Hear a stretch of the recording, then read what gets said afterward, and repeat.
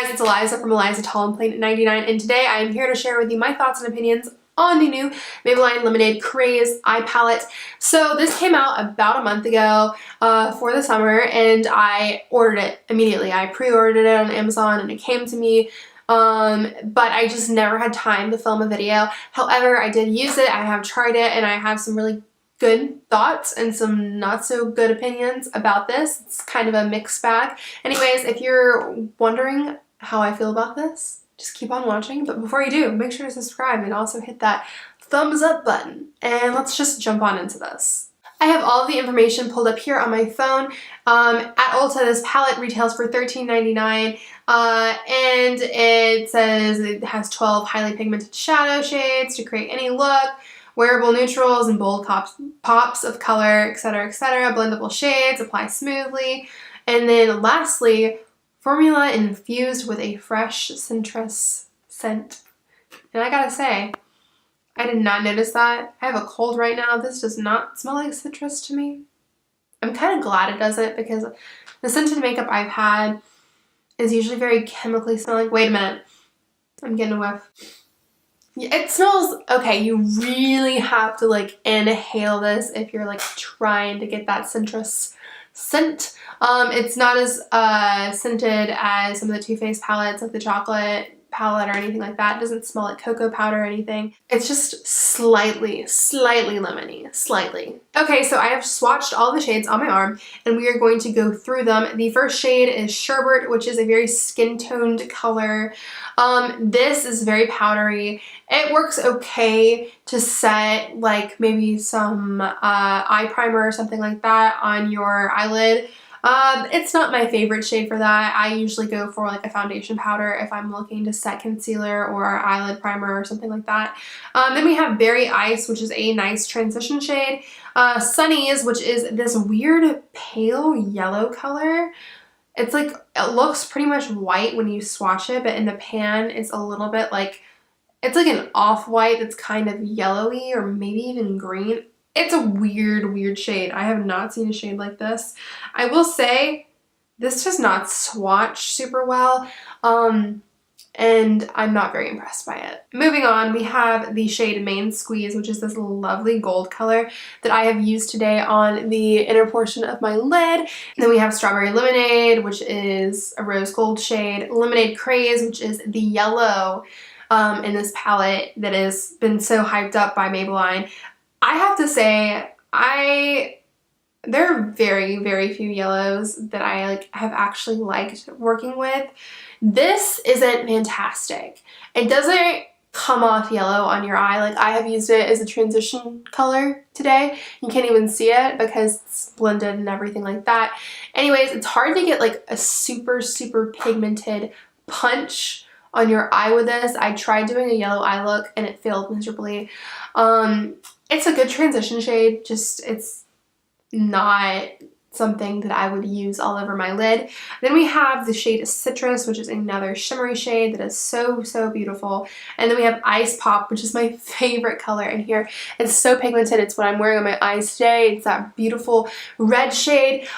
I do have to say, it's red in here. It comes off more pink or magenta on my eyes as you blend it out. Then we have Coral Punch, which is an orange shade that lacks pigment, and you know, it's an okay transition color, but like, it's a little bit lackluster. Then we have Sweet Tea, which is a wonderful transition shade. Old Fashioned, which is a lovely brown shade.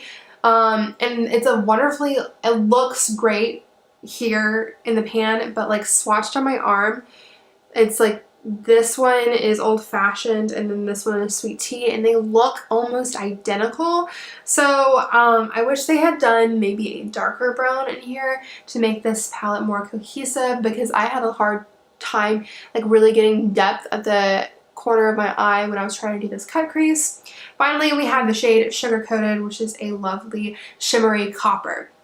To sum this palette up, the shimmers in here are really good, especially for drugstore shimmers. But when I compare them to like Juvia's Place, which is slightly more expensive, like they kind of look lackluster. But you know what? Like, you can get this at like a drugstore, whereas you have to order Juvia's Place online. So I understand why this would be like very, very appealing to some people. And the mattes in here, very blendable. I will say Ice Pop, Coral Punch, and Lemonade Craze, which are all of the like, you know, fun colors right here in the center, are powdery, but they are easy to blend relatively. I did have trouble with Ice Pop on this eye. It was a booger to blend. But, you know, after maybe 5 minutes of blending, which is like way too much time to be split blending, it looked really good. So you might have to put in some extra time for this to perform as well as some other shadows, Morphe and Juvia's Place. I don't think I'll ever get over those two eyeshadow brands because they're my favorite, and like nothing really holds a candle to them, in my opinion. And so yes, this is what we have. The eye look I created took me so long. Like longer than it should have, but I saw this like wonderful picture on Instagram, I'll put it up right now, where this girl had this like beautiful red and yellow eye, and I was like, oh my gosh, I have just the palette for that. And I pulled out my Lemonade Craze. I tried to do it with yellow. The yellow wasn't pigmented enough to create this sort of color that I saw, so that was a bit disappointing. But you know, it really did perform very, very well. It's swatched kind of a little bit lackluster with the mattes, but like I feel like on my eyes it looks very, very good. So I'm very happy about that. And about the packaging, I feel like this is very, very sturdy. I will say I've used it maybe twice and it already looks a little bit beaten up. Like you can see all the fingerprints and a lot of the dust from inside of the eyeshadow case. But once again, $14.99. This is a lot more sturdy than some of the packaging I have for high-end brands. Even though it might not look as luxe, I do think it would be great to travel with. You can just throw it in your bag, in your purse, or anything like that. And it feels like honestly, I feel like I could drop this 40 feet and it would be fine, though I bet it wouldn't be. But anyways, so that's just how I feel.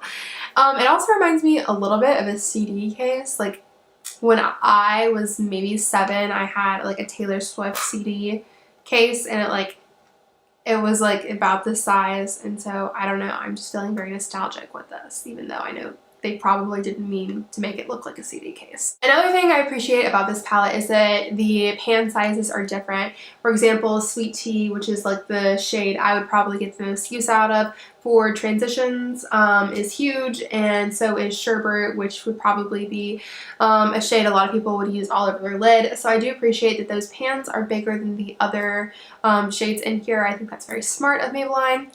While I was doing my eyeshadow, I couldn't help but think the kind of person who would buy this palette. I feel like unless you're in it for this red or this yellow or the shimmers, like don't get this, because you can buy umpteen different neutral eyeshadow palettes elsewhere that you'll get more use out of. So those are all my thoughts and opinions on this makeup palette right here. Please let me know what you think about Maybelline as a brand. I've actually really grown to love them in the past couple of months, ever since the Gigi Hadid collection was released. I think their lipsticks are great, and their eyeshadow formula is pretty bomb for the price. Anyways, please give this video a thumbs up, and do not forget to subscribe on your way out, and I will see you all later.